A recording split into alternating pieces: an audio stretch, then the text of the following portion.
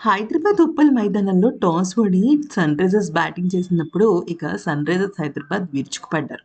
ముఖ్యంగా బ్యాటింగ్‌లోను, బౌలింగ్‌లోను అన్ని వైపుల నుంచి హైదరాబాద్ అదరగొట్టేసింది. ఈ దెబ్బతో ఏకంగా 47 పరుగుల తేడాతో అద్భుతమైన విజయం సాధించింది.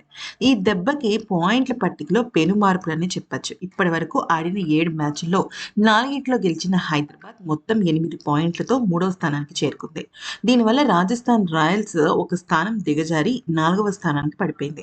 ప్రస్తుతం బెంగుళూరు, రాజస్థాన్, హైదరాబాద్ జట్లు సరిసమానంగా 8 పాయింట్లతో ఉన్నప్పటికీ ఇక నెట్ రన్ రేట్ అనేది చాలా కీలకమైన ఒక పాయింట్‌గా అర్థమవుతోంది. ఎందుకంటే హైదరాబాద్ మూడో స్థానాన్ని కైవసం చేసుకుంది కేవలం ఇక్కడ ఆహ్, రన్ రేట్ కారణంగా. ఎందుకంటే పంజాబ్ కింగ్స్ టాప్‌లో ఉంది. ఎందుకంటే ఆడిన ప్రతి మ్యాచ్ గెలిచారు వాళ్ళు పంజాబ్ కింగ్స్.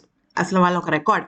బెంగుళూరు జట్టు 8 పాయింట్లతోనే ఉంది కానీ, బెంగుళూరు జట్టు కూడా మధ్యలో 2 భారీ విజయాలు నమోదు చేయడంతో, ఇక్కడ వాళ్ళు సెకండ్ స్థానంలో ఉన్నారు. అంటే జస్ట్ వాళ్ళకి 0.3% తేడా ఉన్నప్పటికీ కూడా, ఇక్కడ మ్యాటర్ ఏంటంటే నెట్ రన్ అనేది చాలా ఇంపార్టెంట్. అయితే మొన్నటి వరకు టాప్ పొజిషన్‌లో దూసుకెళ్ళిన రాజస్థాన్ రాయల్స్ జట్టు వరుసగా 2 మ్యాచ్‌లు ఓడిపోవడంతో తడబడిపోతుంది. అయితే ఈరోజు లక్నో అలాగే రాజస్థాన్ జట్ల మధ్య మ్యాచ్ జరుగుతుంది. ఇది 32వ మ్యాచ్.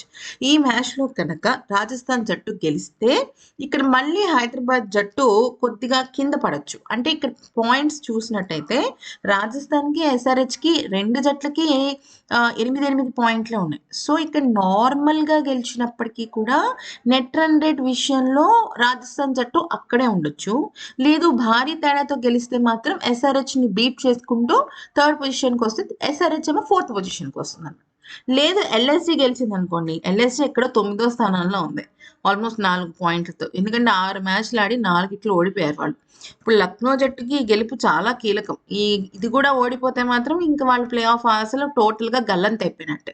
సో, ఈ మ్యాచ్ అనేది ఇటు రాజస్థాన్‌కి, లక్నోకి మధ్య చాలా చాలా కీలకమైన మ్యాచ్. అయితే ఈ సీజన్‌లో మెయిన్‌గా చూసినట్టయితే కోల్‌కతాకి, లక్నోకి చాలా తక్కువ అవకాశాలున్నాయి. ప్లే ఆఫ్‌కి వెళ్ళే అవకాశాలు. ఇక నుంచి అన్ని మ్యాచ్‌లు మంచిగా గెలిస్తే మేబీ వర్కౌట్ అవ్వచ్చు. కానీ అన్ని మ్యాచ్‌లు గెలిచే అవకాశం అన్ని జట్లకి ఉండదు. ఏదో పంజాబ్ జట్టుకైతే